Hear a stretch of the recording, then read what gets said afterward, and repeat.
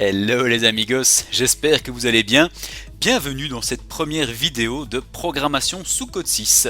Alors on va démarrer d'une application assez simple, un automatisme basique, le double feu tricolore de l'application 30 de votre syllabus. Ça permet d'avoir un exemple simple qu'on va balader dans les 5 langages de programmation CEI 61-131 grâce à donc l'application code 6 qui est libre et qui permet de simuler toute une série de programmes qu'on pourrait rédiger et chargé sur un automate. Mais dans notre cours de logique programmée, on va rester bien gentiment dans ce code 6 et dans la simulation.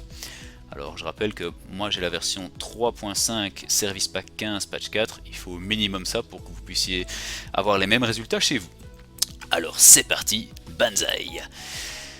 La première chose à faire, c'est de préparer le programme que vous allez encoder. Je conseille vivement, maintenant et même plus tard, de travailler de cette manière. Même si vous vous sentez à l'aise avec la programmation, il n'y a rien de pire que de commencer à coder et d'improviser ce qu'on est en train de faire en même temps qu'on code. C'est une perte d'efficacité, ça augmente le risque d'erreur et surtout de laisser des bricolages qu'on a mis en place au fur et à mesure qu'on avançait dans notre code, et au final on finit avec des bricolages sur bricolage sur bricolage, on sait plus trop bien comment on a fait mais ça finit par marcher plus ou moins, il y a des bugs résiduels qui peuvent apparaître dans certains cas qu'on n'aurait peut-être pas prévu, le programme demande un trop gros temps de calcul et il est difficilement je dirais reprenable par vous-même dans le futur ou par un futur collègue qui retombe sur votre code. Donc l'idée c'est de penser votre code à l'avance et de faire un programme à encoder, que je note souvent PAE dans le cours en abrégé.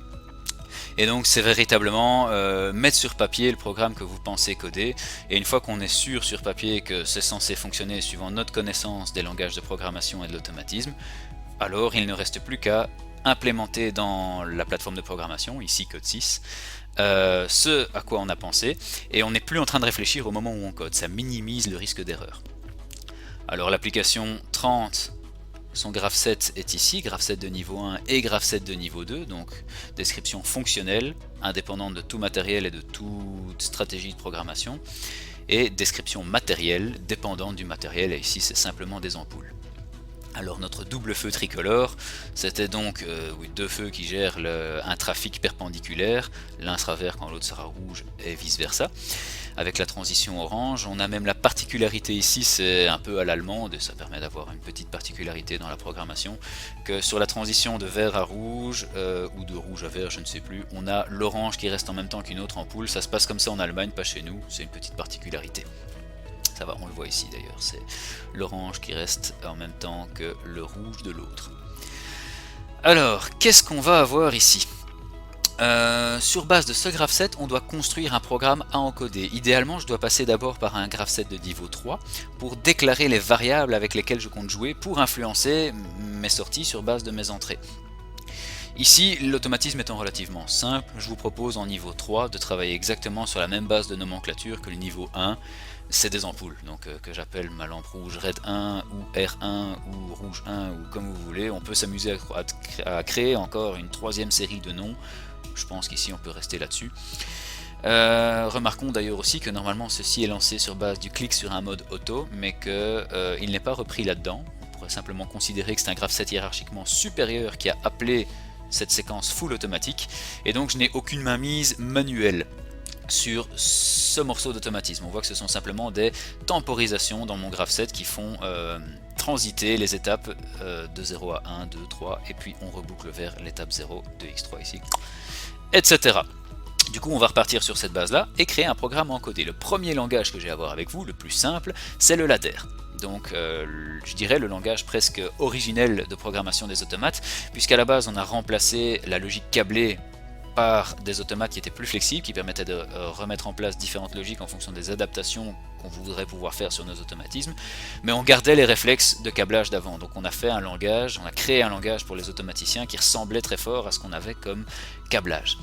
Et donc ça se présente comme ceci, des barres horizontales avec des contacts, normalement ouverts ou normalement fermés, qui activent dans ces espèces de parenthèses des bobines comme les contacteurs de nos logiques câblées.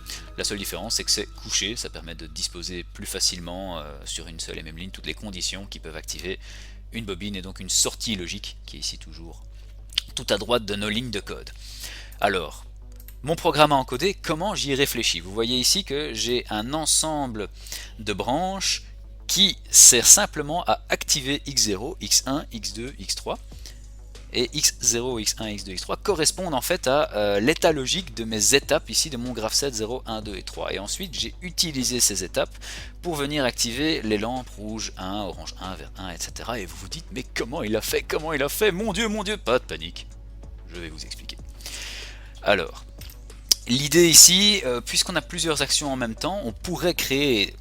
Il y a plusieurs manières de programmer, il n'y a pas que celle-ci qui convient, mais ici cette manière est assez compacte parce que je gère d'une part l'aspect séquentiel de la chose, donc le fait que ça doit se passer dans un certain ordre, et ensuite je viens voir ce qui se passe dans chaque étape, dans l'ordre dans lequel elle est censée arriver. Qu'est-ce qu'on avait dit quand on a introduit le graph set? On avait dit il y a une mise en équation de l'état logique de chaque état, et on s'est dit à ce moment-là, qu'est-ce qu'on s'en fout? Sauf que là non, en fait c'est très pratique. Je vais prendre une étape assez classique, on va prendre l'étape 1, puis on verra la 2, la 3, et on finira par l'étape 0 parce qu'elle est initiale et elle a un cas particulier. L'étape 1, qu'est-ce qui l'active? Simplement le fait que l'étape précédente était vraie, donc x0 était vrai, et la transition entre x0 et x1, donc x0 ici passait par une transition 10 secondes sur x0 pour passer à x1, donc la transition a été validée. Donc pour activer x1, il fallait que x0 soit vrai et que je valide une transition, et cette transition ici ce n'est rien d'autre qu'une temporisation. Donc en ladder, un bloc TON pour timer on, c'est un timer à l'enclencheur. Ok, donc la mise à 1 va être retardée. Donc la mise à 1 ici est reprise sur le in de notre TON, donc quand x0 passe à 1, je lui dis le temps que je veux attendre avant qu'il fasse passer la sortie Q à 1 également. Et donc ici c'est 10 secondes de temps de consigne, et ma sortie ici Q, voilà, x1 passera à 1 10 secondes après x0, ce qui est exactement le fonctionnement demandé ici par mon graph set. C'est pas la seule condition qui permet d'activer x1. x1 peut également avoir été obtenu suite à la transition, et tant que je n'ai pas l'étape x2, x1 reste vrai. Et ça c'est la deuxième branche ladder qui me le dit, x1 s'auto-maintient tout seul comme un grand, dès que lui est activé, je claque, il maintient son propre contact qui est lié puisque c'est la même variable. Et je mets un contact normalement fermé ici pour me signaler que tant qu'x2 n'est pas vrai, ça peut continuer à passer. Et dès qu'x2 sera vrai, je claque, mon normalement fermé va s'ouvrir et empêcher l'auto-maintien de x1 et on passera à la suite. Et vous constatez que x2 a été pensé suivant la même logique, c'est x1 qui l'active après un certain timer de 3 secondes, x2 se maintient comme un grand tant que je n'ai pas x3.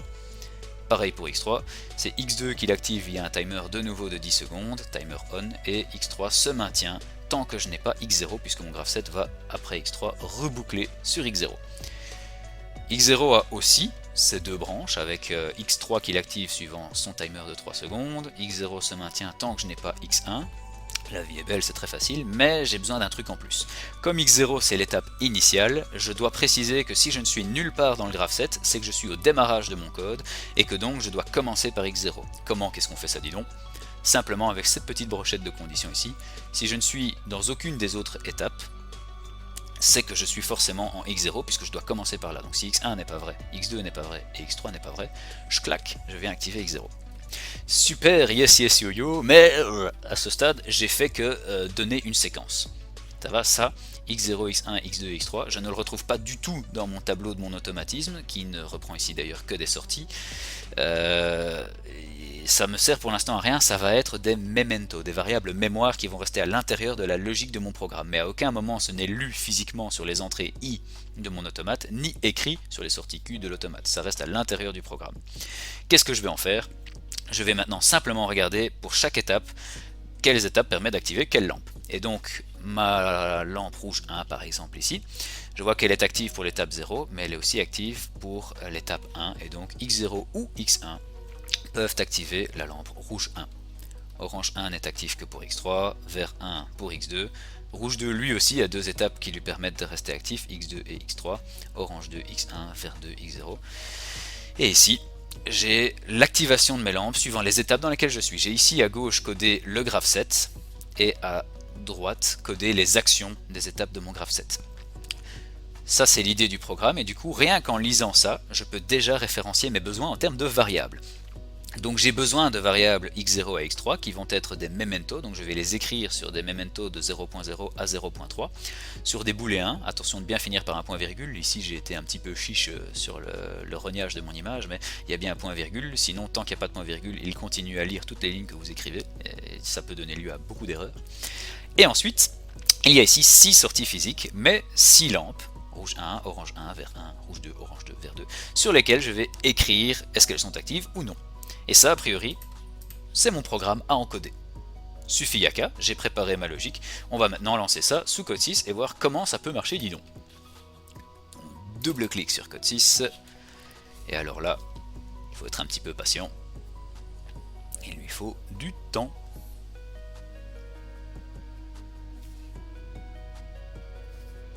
Tadidadidou. Voilà.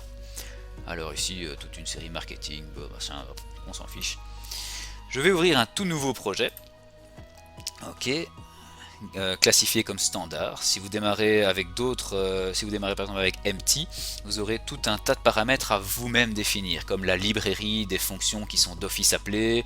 Vous pouvez démarrer un projet qui est entièrement HMI, donc Human Machine Interface, qui va simplement gérer les images qu'on peut afficher, display sur un écran.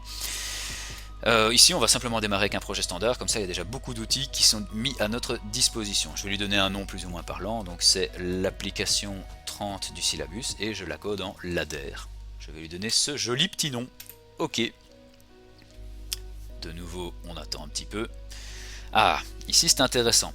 Je vous conseille fortement de laisser l'appareil device ici donné par défaut. Code 6 Control Windows version 3, blablabla.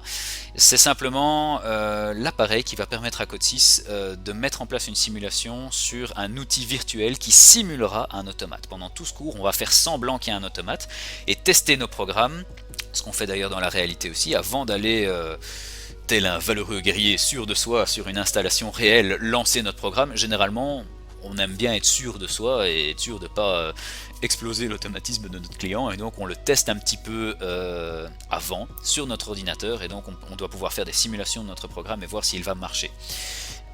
Donc pour pouvoir faire ça ici, ce que nous on va faire tout le temps pendant ce cours-ci, il faut laisser cet appareil ici, et ensuite le programme principal de votre automate, PLC PRG, peut être rédigé en divers langages ici proposés par Code 6, et nous on commence par ladder, ça tombe bien, c'est le premier qu'il propose, on dit OK. Voilà, ici, ça c'est parce que je lui ai dit que c'était un projet standard qu'il m'a créé automatiquement toute cette arborescence. Et c'est bien pratique. Donc ici, dans la gestion de librairie, il me donne déjà tout ce qui est compteur, timer, etc. Toutes les fonctions vraiment classiques que l'on peut retrouver dans nos langages de programmation. Ce qui m'intéresse moi ici, c'est d'aller dans le programme principal de l'automate qui, plus tard, quand vous aurez plusieurs morceaux de code, appellera tous les autres. Donc hiérarchiquement, il faut toujours au minimum un PRG. Je rappelle qu'ici, ce sont les POU que vous allez avoir, les Program Organization Unit, et donc vous pouvez avoir des programmes, des fonctions, des blocs fonctionnels, etc. qui s'appellent entre eux, mais tout démarre d'un PRG, qui est le code principal que l'automate va exécuter à chaque cycle. Une fois que j'ai cliqué dessus, j'ai ici l'entête où je peux déclarer les variables sur lesquelles on va jouer. Ok, et je les ai préparés, ça tombe bien. Et j'ai ici le corps. Une fois que je sélectionne le corps, j'ai simplement fait un clic gauche dessus, vous voyez qu'il est surligné en jaune, et je peux y déposer les éléments de code, puisqu'il sait que je suis en ladder, il me propose des bobines, des sets, des resets, des bobines normalement fermées, etc. Des boîtes fonctionnelles, hein, on va voir ce qu'on peut avoir dedans. On peut aussi retrouver nos objets ici, hein, ladder elements, boom, si on a envie, on peut les prendre et alors faire un choper et glisser, drag and drop, et pouf, les mettre dans notre code. Tout se vaut. Il y a vraiment plusieurs manières d'agir et on essaye d'éviter les sources d'erreur. Si je vais par exemple dans la fenêtre des variables, vous voyez que je n'ai plus accès à tous ces éléments ici. C'est parti, on va rédiger notre petit bout de programme. Alors je vais commencer par les variables. Pourquoi moi j'aime bien commencer par les variables? Parce que à partir du moment où mes variables existent, je peux venir les rechercher quand je rédige mon programme. Je trouve ça bien pratique parce que ça me permet d'éviter des bêtes erreurs de syntaxe où j'aurais oublié un underscore, une majuscule, un chiffre, un truc, un bazar, un bidule. Ça me permet d'être sûr de ne pas me planter quand j'appelle une variable et d'être sûr qu'elle existe. Alors les commentaires ici en structure texte dans code 6 se notent par 2/. Et on va commencer par déclarer nos étapes de graph 7. On disait donc qu'on avait x0 que nous allons écrire sur le premier memento. 0.0 et je dis que c'est un booléen, point virgule pour finir, Et je vais avoir comme ça encore les étapes 1, 2 et 3. Donc je copie-colle, CTRL-C, CTRL-V, un peu comme partout. Et bien adapté ici, tous les indices, donc le deuxième sur le deuxième, le fil rouge sur le bouton rouge et le fil bleu sur le bouton bleu, mes amis, n'oublions pas les classiques. Ça, ce sont donc mes étapes de Graph7. Yes, yes, yo-yo, mais avec ça, j'irai pas bien loin. Il faut encore que je gère les sorties de mon code. Soyons cohérents, si j'ai mis un espace là, j'en mets un là aussi. Hop. Qu'est-ce qu'on disait? On avait rouge 1 qui va être écrit sur QX 0.0 booléen. Et alors ici, on va encore avoir orange 1 et vert 1, orange 1.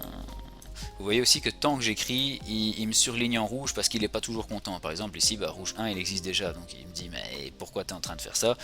Pauvre imbécile, mais c'est bien gentil de sa part, pour l'instant je suis occupé. Si jamais il subsiste une erreur, donc quand vous écrivez quelque chose, il subsiste une erreur dans votre déclaration, méfiez-vous. Il ne faut pas espérer faire l'autruche, fermer les yeux et faire tourner notre code en espérant que ça tourne quand même. Si par exemple, j'invente, je rajoute ici un % qui ne correspond absolument pas, il me le met en rouge, il me surligne ça en rouge, et donc soyez attentifs pendant que vous écrivez. Si vous n'avez pas eu une distraction sur la syntaxe, sur la façon d'écrire, s'il y a une erreur, il vous le signale. Et vous voyez ici d'ailleurs, dans la fenêtre des messages et des erreurs, j'ai même pas encore compilé, et il me dit déjà que dans mes variables, eh oh, t'es déjà en train de foirer mon gars. Donc ici, hop, je l'enlève, les erreurs disparaissent, la vie est belle. Donc soyez attentifs aux signaux que vous envoie la plateforme, que ce soit en autom ou en informatique. Généralement les plateformes essayent de vous dire quand vous êtes en train de foirer. Donc ici, copier-coller, et je vais tout avoir pareil pour rouge 2, orange 2 et vert 2. Hop, qui sont stockés sur 0.3, 0.4 et 0.5. Pas 0.2 mais 0.5. Et voilà. A priori j'ai mes variables, en tout cas telles que je les ai prévues dans mes Graph7. Ok. Mes étapes, mes sorties qui sont mes lampes. Avec ça, je devrais pouvoir rédiger mon programme. Alors c'est parti, je sélectionne ici la zone où je peux rédiger ma branche ladder, et je choisis de commencer par, pourquoi pas, l'étape initiale, soyons fous. Et on avait donc dit, pouf, je peux commencer par dire que si je ne suis sur aucune des étapes initiales, je sélectionne à chaque fois le petit carré où je veux mettre mon contact, aucune des étapes initiales, on avait dit, c'est aucune des étapes 1, 2 ou 3, pardon, c'est que je suis à l'étape initiale. Donc je suis en train d'écrire ici la ligne d'activation de l'étape X0, et là j'ai plusieurs possibilités. Vous voyez que j'ai 3 petits points ici, soit je viens dans les 3 petits points et il me donne accès à toutes les variables que j'ai déjà déclarées. C'est ça qui est bien pratique quand on l'a déjà fait, c'est que je n'ai qu'à la sélectionner, et si les noms sont un peu plus compliqués que X0, R1, O1, etc., j'ai la certitude d'aller sélectionner une variable qui existe. Enter, valider, il n'est pas rouge, c'est qu'il est content. Ici c'est toujours rouge parce que j'ai rien déclaré, il n'est pas content. Une autre possibilité, si je suis sûr de moi, et si le programme est assez simple donc je peux le faire, c'est de directement écrire dedans les variables dont je pourrais me souvenir. Donc si j'écris x1, enter, voilà, il la connaît. Et je vais faire ça ici parce que les variables sont assez simples. Je n'ai pas besoin d'aller chercher et de les différencier avec autre chose. Donc si je ne suis nulle part, on avait dit, c'est que je suis en x0, étape initiale.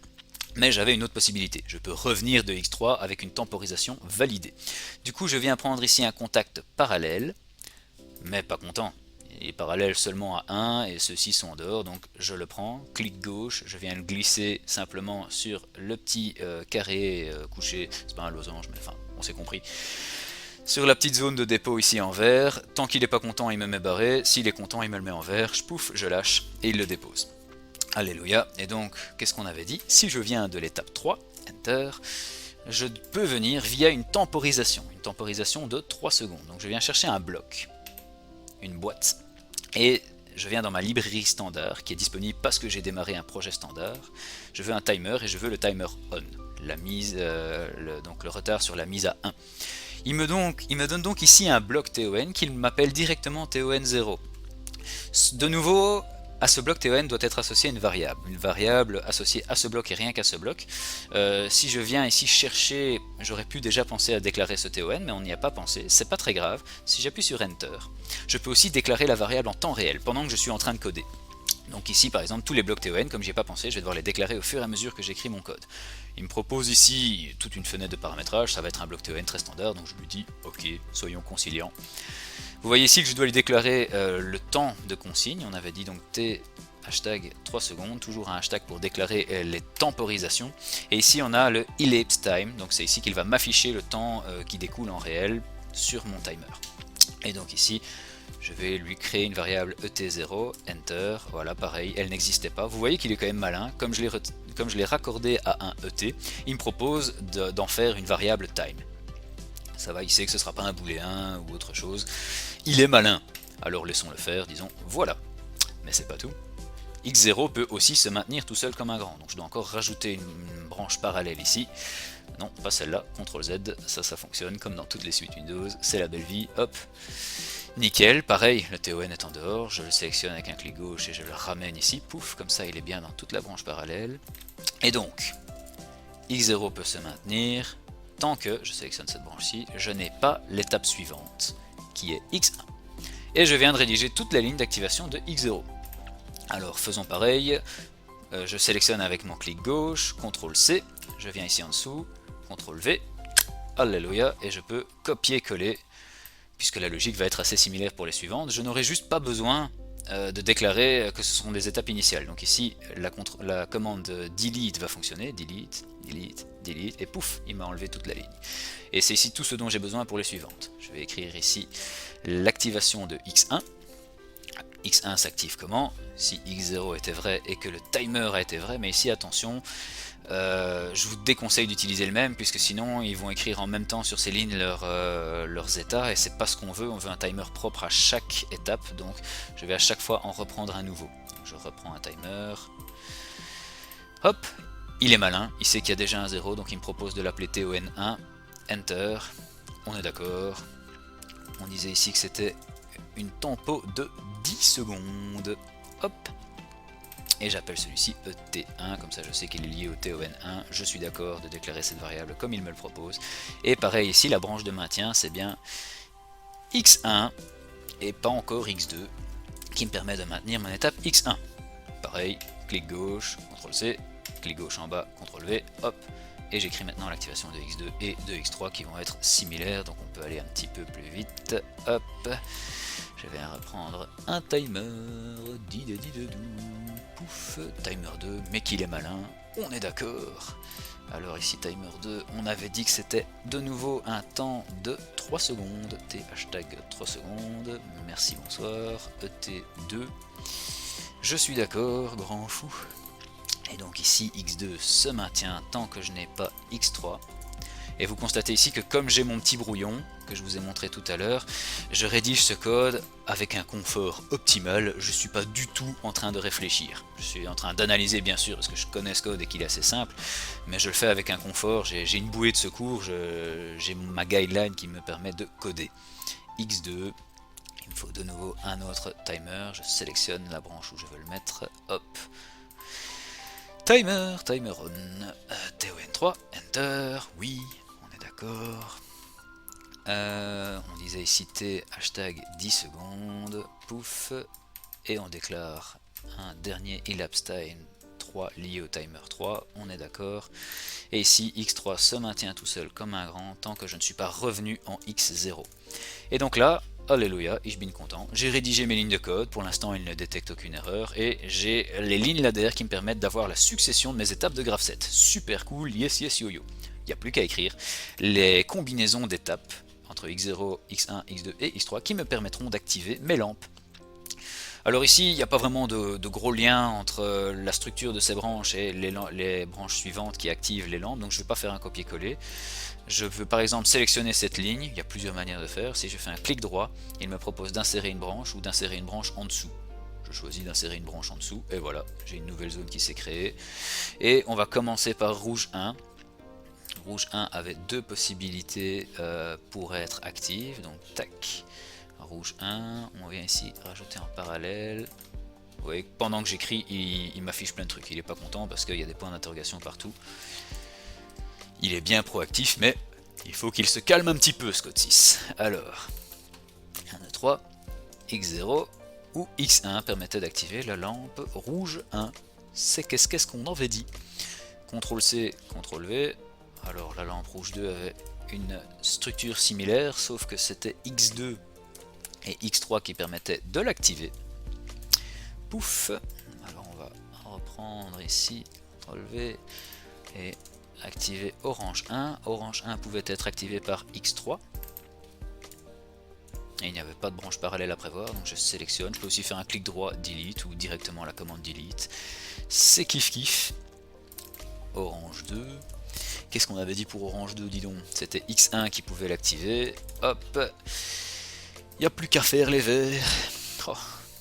Et je fais des verts sans en avoir l'air. Mais que c'est beau, mais que c'est beau. Clac. Vert 1, c'était X2. Et vert 2... clac, vers 2. Qu'est-ce qui permettait d'activer vers 2? C'était X0. Et là, a priori, j'ai rédigé mon programme. Alors, j'ai tout rédigé en un seul endroit, en un seul POU, Program Organization Unit, en une seule unité d'organisation de programmation, parce que le programme est assez simple. J'ai pas besoin de commencer à le scinder, à le diviser pour mieux gérer des petits modules. Par contre, ce qui va se passer après, c'est qu'on va créer plusieurs modules, et là, je vous déconseille de tout rédiger comme on l'a fait ici. Ici, c'était simple, donc on pouvait tout rédiger d'une traite et tout tester d'une traite. Mais quand vous avez plusieurs petits blocs, je vous conseille de les préparer bien sûr à l'avance, mais de ne pas avoir une foi aveugle dans votre préparation.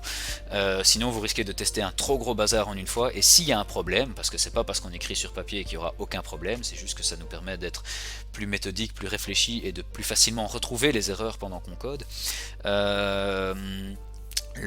Où j'en étais, je vous conseille quand même par la suite de tester bloc par bloc. Ça va vraiment simplifier le débugage si jamais il y a des bugs dans ce qu'on a fait. Ici a priori il nous dit qu'il n'y a aucune erreur, alors premier réflexe, on va quand même sauvegarder. Ça c'est vraiment le premier bon réflexe, et c'est même le réflexe à avoir souvent pendant qu'on code, parce qu'on ne sait jamais quel caprice notre ordinateur nous réserve.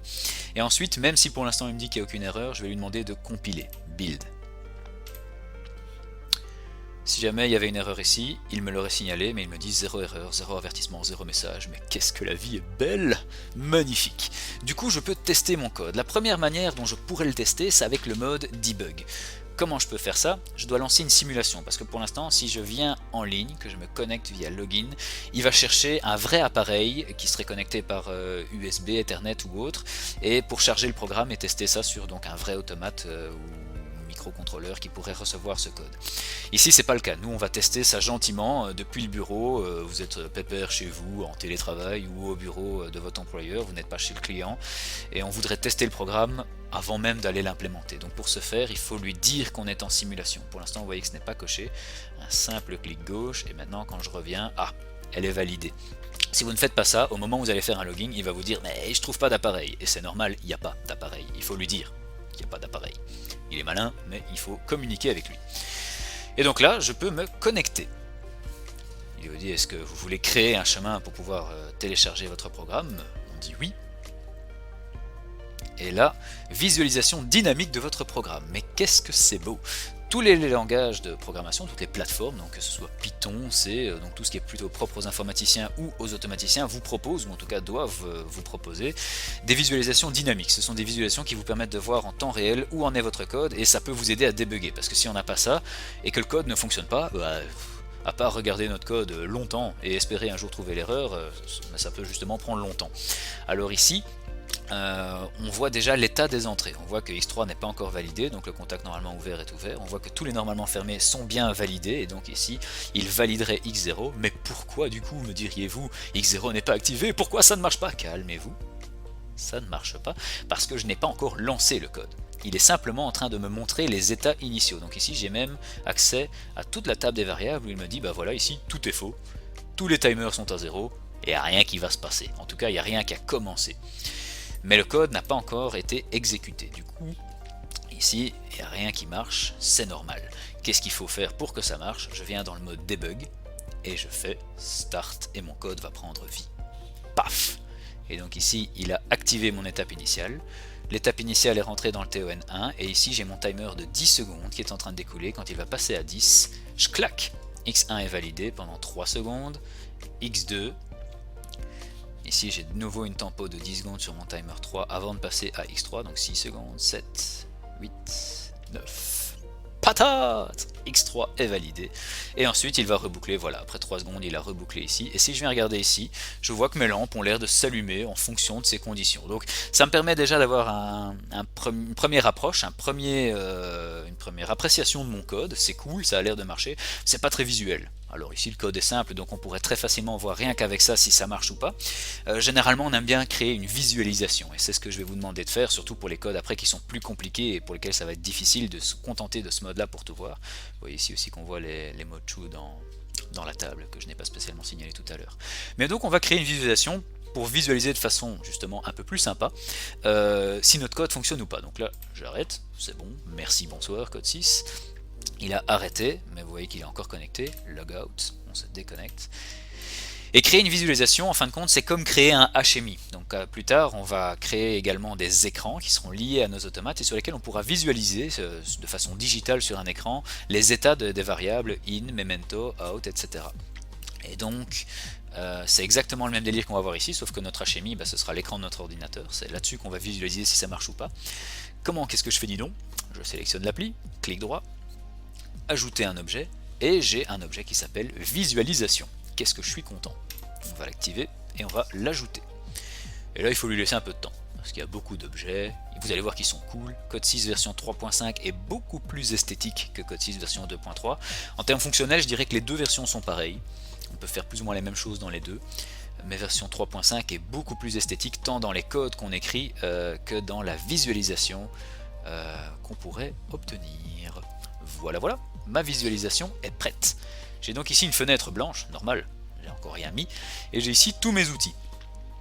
J'ai des formes, j'ai des contrôles classiques, des alarmes, des outils de mesure qui permettront d'afficher des états analogiques, suivant un petit cadran à 90 degrés, un potentiomètre, un histogramme. C'est super joli, c'est super cool, c'est un bijou ce petit logiciel, j'adore. Et ici, on a a priori ce qui nous servira à nous. On a un feu tricolore. Qu'est-ce qu'il y a dans un feu tricolore? Il y a 3 lampes, et nous on en a 2, donc il faudra 6 lampes. Je vous le donne dans le mille. Clic gauche maintenu, drag and drop. On va quand même rien inventer de mieux depuis ce bon vieux drag and drop. Alors, j'ai ici une lampe et de base, ici, quand je fais un clic gauche dessus, j'ai accès à tous ces paramètres. Sa taille, les variables auxquelles il peut être lié. Ah, intéressant. Est-ce qu'il est transparent, noir, isotropique, je ne sais même pas ce que ça veut dire. Mais donc il y a beaucoup de paramètres ici avec lesquels on peut vouloir jouer ou non, et comme tout le temps il y a beaucoup d'options dans ce logiciel. J'ai pas la prétention de tout connaître, mais je connais 2-3 trucs qui nous permettent quand même de tester ce qu'on veut tester. Alors, j'ai besoin de 3 lampes, donc je vais simplement les sélectionner, CTRL C, CTRL V 2 fois, et donc là maintenant j'ai mes 3 lampes de mon premier feu tricolore. Vous voyez ici que je les mets un peu n'importe comment. Je peux vouloir, je dirais, rendre ça un petit peu plus propre. Je sélectionne simplement les 3 lampes, et vous avez ici de quoi aligner et organiser merveilleusement votre visualisation. Qu'est-ce que j'aimerais? J'aimerais qu'elle soit centrée par exemple. Ici il y a un outil Align Vertical Center. Et là, les astres sont alignés, mes amis. C'est pas tout, on voit que j'ai ça vraiment comme un branquignol et qu'il y a pas le même espace entre ces deux lampes qu'entre celle-ci et celle-ci. Et je peux encore choisir de faire en sorte que l'espace vertical entre mes objets soit égal. Make vertical spacing equal. Et là, on n'a jamais vu un feu tricot aussi beau. Alors là je vais me contenter de poser les lampes et de regarder qu'elles s'agitent comme il faut. Quand on crée une belle visualisation, on crée encore tout un graphisme derrière. On pourrait par exemple penser à le boîtier noir qui contient les trucs, créer une petite route, etc. pour visualiser ce qui se passe. Ici, restons fonctionnels, simples et droit au but. Alors là j'ai 3 lampes jaunes, ça m'arrange pas. Alors on va faire en sorte que... La lampe du dessus c'est laquelle? C'est la rouge, hein? Ouais, la rouge est au-dessus. Alors, on clique 2 fois, j'ai donc accès au menu déroulant, et la rouge est au-dessus. Enter, et ma lampe devient rouge. Waouh! Alors, j'ai pas orange, je pense, donc on va garder jaune. Ouais, voilà, j'ai jaune, rouge, vert, bleu, gris, donc on va garder jaune. Et celle d'en dessous, un simple clic ne suffit pas. Double clic, j'ai accès au menu déroulant, vert, Enter, Hallelujah. J'ai mon feu tricot, mais qu'il est beau, mais qu'il est mignon. Je sélectionne, CTRL C, CTRL V, et j'ai mon deuxième feu tricot. Je peux après réaligner tout un par un, mais je vais essayer de faire en sorte que ce soit plus ou moins pas trop dégueu, voilà. Je crois qu'ils sont alignés. Alors là c'est bien beau, mais mes lampes elles sont liées à aucune variable. Enfer et damnation. Alors je sélectionne, on va dire que ceci est le feu 1, donc je pourrais par exemple sélectionner un texte. Properties Toolbox. Non. Voilà, Visualization Tools, ils sont ici. Je pourrais rajouter un texte. Où sont-ils? Un label. Hop. Pour m'en sortir pendant que je code. Feu tricot 1. Voilà. Je peux choisir la police. Est-ce que c'est gras? Est-ce que c'est gris? Est-ce que c'est rouge? Je peux vraiment faire beaucoup de choses. C'est super cool. Que du bonheur en perspective. Alors, la lampe rouge, on disait. Je viens ici. Simple clic, je ne peux rien faire. Double clic. Ah, je peux soit directement écrire si je suis sûr de moi, soit aller sélectionner les variables. Pour l'instant, je vous propose de faire ça. Allons dans l'appli, allons dans le programme, et il a accès, magnifique, à toutes les variables qui existent que j'ai déjà codées. Ici, c'est donc la lampe rouge 1, puisqu'on est sur le feu tricolore 1, je la sélectionne, je dis OK. Ah, et là, je vois comment il l'écrit. Il va chercher la variable R1 dans PLC-PRG. Donc, il l'écrit PLC-PRG.rouge 1. Il la cherche ici. Rouge 1, je fais Enter et c'est lié. Ça veut dire ici que je pourrais aussi directement l'écrire PLC. Ah, il me propose déjà PLC PRG, mais aussi d'autres blocs que je n'ai pas utilisés comme Safety PLC ou SM PLC, underscore PRG. Ah, là il reste plus qu'un seul choix, nickel. Et si je mets point, il me donne accès à toute la liste de variables que j'ai créée. Donc soit je la sélectionne ici, soit je suis confiant et je continue d'écrire orange 1. Et là, il n'y a plus qu'un seul choix, donc je suis sûr que je suis en train de lui demander une variable qui existe. Enter. 2 fois. Il l'a lié. Ok, alors ici c'est parti. PLC PRG .vers 1. Elle existe, j'ai bien écrit. Super. On fait pareil ici. On va chercher la rouge 2. Hop. PLC PRG. Et alors ici on va chercher orange 2, enter 2 fois, et vert 2, il est là, enter, voilà. Je l'ai fait à chaque fois de plein de manières différentes pour vous montrer que toutes ces manières fonctionnent, tout simplement. A priori, ma visualisation est prête. Ça va, j'ai rajouté un morceau de code. Vous voyez qu'ici pour l'instant j'ai un peu chipoté, il n'y a pas d'erreur, mais il a des avertissements et des messages pour moi. Oh. On va donc compiler, puisqu'effectivement j'ai quand même rajouté un élément qui contient des liens logiques de programmation, hein. Toutes ces lampes sont liées à des variables de mon programme. Je vais lui demander de recompiler l'ensemble de mon application sur le device code 6 control win v3 pour voir si ça lui semble bon. On attend. Ah, c'est bon.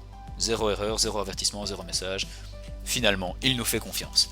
Et donc maintenant, on fait la même chose que tout à l'heure. Ce que je vous propose, c'est que la visualisation étant assez simple, on peut, via un clic gauche maintenu, prendre cet onglet et voir en même temps notre visualisation et notre programme. Alors j'aurais peut-être pu agencer ça d'une manière un peu plus pratique. Voilà, par exemple, comme ceci. Voilà, ça c'est bien, dis donc. Comme ça, on voit vraiment notre code et en même temps nos petites lampes. Et donc on relance ce qu'on a fait tout à l'heure. On a déjà compilé, ça c'est bon. On vient ici, on est toujours en simulation, on se connecte à l'appareil virtuel qui fait comme si on avait un automate, et la visualisation également. On lui dit qu'on est content et qu'on est d'accord avec le chemin qu'il va nous créer. On attend un petit peu. Tata, le code est prêt. Par contre, ma visualisation, il me dit mais j'attends une connexion. Et ça, pas de panique, c'est comme tout à l'heure, vous voyez ici qu'il est prêt, il est sur les starting blocks, chaque contact est dans son état par défaut demandé, normalement ouvert, normalement fermé, mais j'ai simplement pas encore fait start. On lance le bidule, et tata, notre automatisme prend vie mes amis. Donc on est bien là, on commence par vert 2 et rouge 1 sur l'étape 0, ah on passe en orange, et clac, on passe au suivant.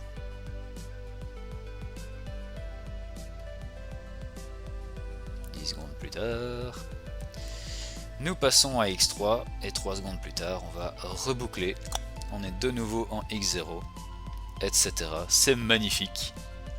Il va reboucler, pom, pom, pom, orange, etc.